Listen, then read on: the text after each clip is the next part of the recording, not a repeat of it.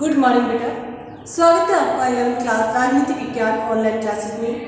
आज अपन पढ़ रहे हैं चैप्टर नंबर 10 संविधान का राजनीतिक दर्शन। तो बेटा सबसे पहले अपन ये जानते हैं कि संविधान का राजनीतिक दर्शन शब्द से क्या आशय है। तो संविधान के दर्शन का अर्थ वे आदर्श जिनसे भारतीय संविधान अभिप्रेरित हुआ है, प्रेरणा ले रहा है, जो हमारी शासन की नीतियों को प्रेरित कर रही है, वे हमारे संविधान के आदर्श हैं। और हमारे संविधान की प्रस्तावना में इन आदर्शों को चिन्हित किया गया है। तो हमारे संविधान के जो आदर्श हैं आज अपन बेटा उनके बारे में अध्ययन करेंगे, उनकी चर्चा करेंगे। तो सबसे पहले अपन बात करते हैं व्यक्ति की स्वतंत्रता। हमारे संविधान का सबसे पहला आदर्श है व्यक्ति की स्वतंत्रता। हमारे संविधान की प्रस्तावना में व्यक्ति की गरिमा और व्यक्ति की स्वतंत्रता पर विशेष जोर दिया गया है। संविधान में व्यक्ति की स्वतंत्रता पर सर्वाधिक जोर दिया गया है। हालांकि हमारे देश में समाजवाद को अपनाया गया, उदारवाद को नहीं अपनाया गया, लेकिन फिर भी उदारवाद का जो केंद्रीय तत्व है व्यक्ति की स्वतंत्रता, उसको हमारे संविधान में लिया गया है। और इसका अपन सबसे पहली बार उल्लेख देख सकते हैं राजा राममोहन राय के समय में। राजा राममोहन राय ने 19वीं सदी में प्रेस की स्वतंत्रता की मांग उठाई। राजा राममोहन राय को भारतीय पुनर्जागरण का अग्रदूत भी कहा जाता है। वह भारतीय समाज सुधारक थे, महिला सुधारों पर विशेष जोर दिया। तो ब्रिटिश या औपनिवेशिक शासन के अधीन पहली बार राजा राममोहन राय ने प्रेस की स्वतंत्रता पर जोर दिया। उस समय 1878 में वर्नाक्युलर प्रेस एक्ट लागू किया गया था, जिसमें प्रेस की स्वतंत्रता पर पाबंदियां लगाई गई थी। तो प्रेस की स्वतंत्रता होनी चाहिए, विचारों की अभिव्यक्ति की स्वतंत्रता होनी चाहिए, इस बात पर जो राजा राममोहन राय ने दिया है। इसके बाद में अपन बात करते हैं बेटा रोलेट एक्ट। 20वीं शताब्दी में प्रथम विश्व युद्ध की बात में, प्रथम विश्व युद्ध 1914 से 1918 ईस्वी। तो प्रथम विश्व युद्ध के बाद में रोलेट एक्ट पारित किया गया, जिसमें किसी भी व्यक्ति को, रोलेट एक्ट के तहत क्या होता था, किसी भी व्यक्ति को बिना कारण बताए उसे 2 वर्ष के लिए नजरबंद कर दिया जाता था। रोलेट एक्ट को काला कानून कहा जाता था। रोलेट एक्ट में यह था कि नो अपील, नो दलील, नो वकील, अर्थात न तो व्यक्ति अपना अपराध जान सकता था और न ही उसे रिहा किया जा सकता था। पूरे भारत में इसका विरोध हुआ। स्वतंत्रता प्राप्त होने के बाद में हमारे संविधान में मौलिक अधिकारों को अपनाया गया और मौलिक अधिकारों में व्यक्ति की स्वतंत्रता पर सर्वाधिक जोर दिया गया है। अनुच्छेद 19 में स्वतंत्रता के अधिकार में व्यक्ति को 6 प्रकार की स्वतंत्रताएं प्रदान की गई है। इसके अलावा जीवन की रक्षा का अधिकार है। अपराधी व्यक्ति को भी स्वतंत्रता के अधिकार दिए गए हैं। तो हमारे संविधान में मौलिक अधिकारों में व्यक्ति की स्वतंत्रता पर सर्वाधिक जोर दिया गया। यहाँ पर अपन इस चीज पर भी गौर करते हैं कि हमारे संविधान को अंगीकृत करने में उसकी प्रस्तावना है, यह संविधान की जो रूपरेखा है उसमें सबसे महत्वपूर्ण तत्व क्या है, व्यक्ति की स्वतंत्रता। व्यक्ति की स्वतंत्रता पर सबसे अधिक जोर दिया गया है। अब हमारे संविधान का जो दूसरा आदर्श है वह आदर्श है सामाजिक न्याय। सामाजिक न्याय का अर्थ समाज में सभी व्यक्तियों को कानून के सामने समान संरक्षण प्राप्त होना। हालांकि भारतीय संविधान में को उदारवादी कहा जाता है, उदारवाद का केंद्रीय तत्व स्वतंत्रता होती है, लेकिन इसका अर्थ नहीं है कि हमारे संविधान में जो उदारवाद अपनाया गया वो यूरोपीय उदारवाद की नकल नहीं, उसमें कुछ परिवर्तन किए गए और वो परिवर्तन 2 अर्थों में अलग है। पहला ये कि हमारे संविधान में अनुसूचित जाति और जनजाति के लिए आरक्षण का प्रावधान डाला गया है, जबकि यूरोपीय जो उदारवाद है वह आरक्षण या संरक्षण की व्यवस्था नहीं है। हमारे समाज में कुछ समय की परिस्थिति ऐसी थी, कुछ पिछड़े या वंचित तबके थे, उनको ऊपर उठाना जरूरी था, इसलिए हमारे संविधान में अनुसूचित जाति और जनजाति को विधायिका या लोकसभा में आरक्षण प्रदान किया गया। पर लोकसभा की बात करते हैं, लोकसभा में अनुसूचित जाति को 84 और अनुसूचित जनजाति को 47 सीटें प्राप्त है। इसके अलावा दूसरा जो है सरकारी नौकरियों में आरक्षण देना। हमारे संविधान में सरकारी नौकरियों में आरक्षण की व्यवस्था की गई है। अनुच्छेद 16 जो कि अवसरों की समानता है, अवसरों की समानता का अधिकार दिया गया है, तो उसमें भी अनुसूचित जाति और जनजाति को आरक्षण प्रदान किया गया है। तो ये इसलिए किया गया है कि सामाजिक न्याय की प्राप्ति हो सके, जो समाज के वंचित वर्ग है वो अगर ऊपर उठेंगे उन्हें भी सामाजिक न्याय में शामिल किया जा सकेगा। फिर हमारे संविधान का जो तीसरा दर्शन है वह है विविधता और अल्पसंख्यकों के अधिकार का सम्मान। जैसे कि बेटा हम सभी को विदित है, हमारे यहाँ पर बहुत सारी जातियां निवास करती है, कुछ जातियां बहुसंख्यक है, कुछ समुदाय अल्पसंख्यक, हिंदू, मुस्लिम, सिख, ईसाई, बहुत सारे समुदाय भारत में निवास करते हैं। तो उनकी विविधताओं का सम्मान करना, उनकी भाषाओं का सम्मान करना, अल्पसंख्यक वर्ग की जो लिपि है या उनकी जो रुचि है उनका सम्मान करना, इसलिए हमारे संविधान के दर्शन में इसको जोड़ा गया है। संविधान का उदारवाद सामुदायिक जीवन मूल्यों का है और भारतीय संविधान समुदायों के बीच बराबरी के रिश्ते को महत्व देता है। बराबरी के रिश्ते को महत्व देने के कारण ही हमारे संविधान में अल्पसंख्यकों के अधिकारों का सम्मान किया गया। मौलिक अधिकारों में भी अनुच्छेद 29 और 30 इसी से संबंधित दिए गए हैं। केम पढ़कर ये मानते हैं कि भारतीय संविधान की 2 धाराएं हैं। पहली धारा है जिसकी शुरुआत राजा राममोहन राय ने की, उसमें व्यक्ति के अधिकारों पर जोर दिया गया, और दूसरी धारा में स्वामी विवेकानंद का उल्लेख आता है जिन्होंने भारत की आध्यात्मिकता और नैतिक मूल्यों का विकास किया। फिर अपन बात करते हैं कि हमारे संविधान की चौथा दर्शन है वो है धर्मनिरपेक्षता।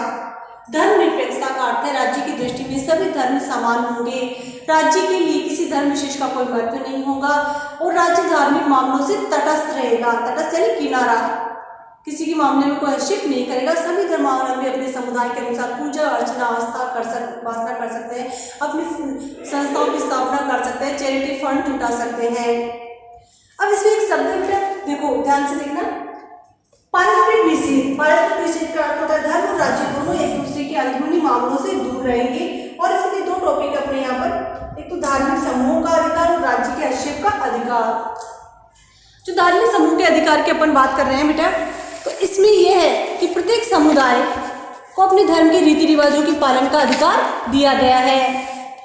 संविधान निर्माता विभिन्न समुदायों के बीच बराबरी के रिश्ते को महत्व देना चाहते थे, इसीलिए किसी भी व्यक्ति को की स्वतंत्रता का अभाव सीधे सीधे उसकी समुदाय की गतिविधियों को अभिव्यक्त करने से होता है। वह क्या उपासना करता है, वह क्या करता है, तो उसके सदस्य धार्मिक मामलों में स्वतंत्र होंगे, वो अपने समुदाय के अनुसार पूजा अर्चना कर सकेंगे। जो दूसरा टॉपिक है वह राज्य के हस्तक्षेप का अधिकार। हमारे संविधान में राज्य के हस्तक्षेप का अधिकार भी रखा गया है और इसका कारण क्या है, धर्म और राज्य के अलगाव का भारत में पारंपरिक निषेध को रोक सकता है। कई बार धार्मिक समुदाय सांप्रदायिकता का रूप ग्रहण कर लेते हैं। सांप्रदायिकता का अर्थ बेटा ये होता है कि जब कोई धार्मिक समुदाय अपने हितों को राष्ट्र हित से ऊपर मानने लग जाता है, तो ऐसी स्थिति में कोई राज्य या धर्म अलगाववाद की ओर नहीं बढ़े, इसलिए राज्य को हस्तक्षेप करने का अधिकार दिया गया है। तो इसमें ये 3 चीजें हैं। पहली बात तो है कि हमारे संविधान में उदारवादी व्यक्तिवाद को एक शकल देकर उसे ग्रहण किया गया है और इसकी उपलब्धि ये है कि हम एक ऐसे समाज में रहते हैं जहां पर सभी समाज अपने जीवन मूल्यों को अपना सकते हैं। दूसरा, हमारे संविधान में व्यक्तिगत स्वतंत्रता पर आंच लगाए बगैर सामाजिक न्याय के सिद्धांत को स्वीकार किया गया है। तीसरा, लगभग अपने संविधान को बने 70 दशक हो चुके हैं। विभिन्न समुदायों के बीच कई बार आपसी तनाव नजर आते हैं, सांप्रदायिक हिंसा नजर आती है। तो ऐसी सांस्कृतिक पृष्ठभूमि में राज्य को हस्तक्षेप करने का अधिकार देना जरूरी हो जाता है। मौलिक अधिकारों में भी अनुच्छेद 25 से 28 तक धार्मिक स्वतंत्रता का अधिकार दिया गया है।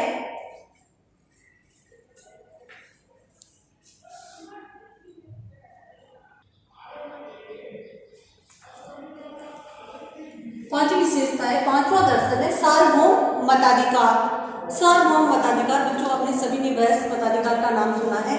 हमारे संविधान में दर्शन के रूप में सार्वभौम वैश्य मताधिकार को चुना गया है, जो एक बड़ी उपलब्धि है।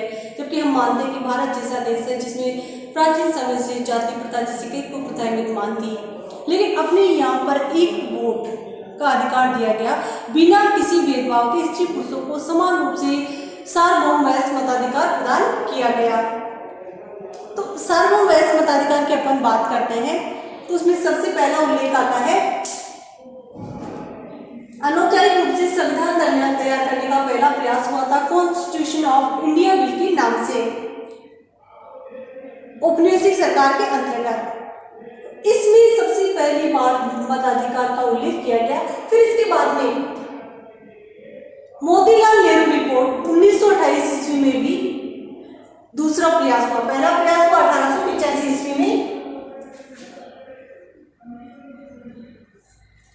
पहला प्रयास हुआ। इसके बाद में दूसरा प्रयास हुआ मोतीलाल नेहरू रिपोर्ट 1928 ईस्वी में, जब अंग्रेज सरकार ने भारतीयों को चुनौती दी कि अपना संविधान बना के दिखाए, तो पहला प्रयास किया मोतीलाल नेहरू ने 1928 में।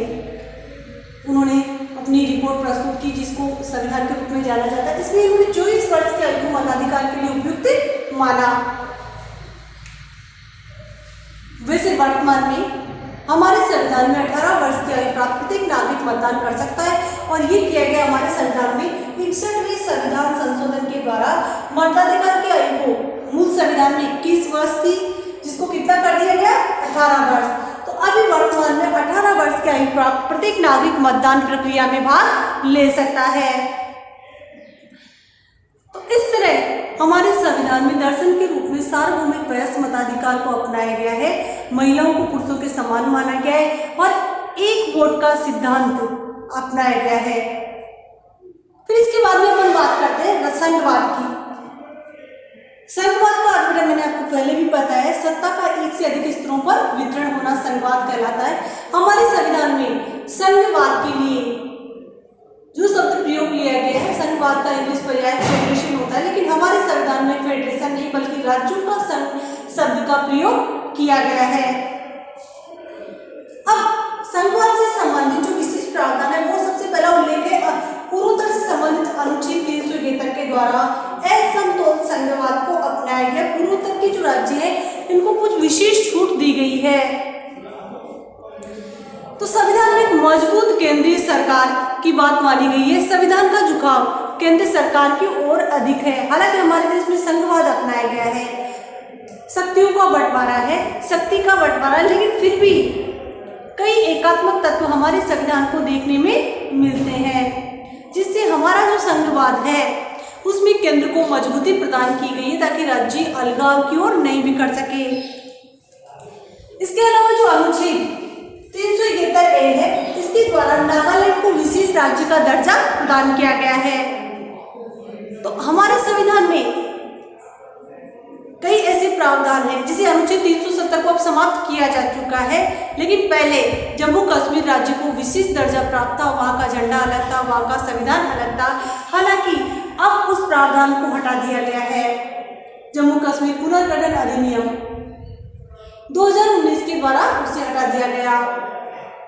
तो जो विशेष सुविधाएं थी उन्हें हटा दिया गया। तो हमारे संविधान में जो राजनीतिक दर्शन है उसमें ऐसे मूलभूत तत्वों को अपनाया गया है जिसमें प्रस्तावना में भी दर्शाया गया है और देश की एकता बनी रहे, सभी नागरिक अपने आप को देश से जोड़ सके, देश से अलग करके नहीं देखें, एक राष्ट्रीय पहचान लोगों में विकसित हो सके।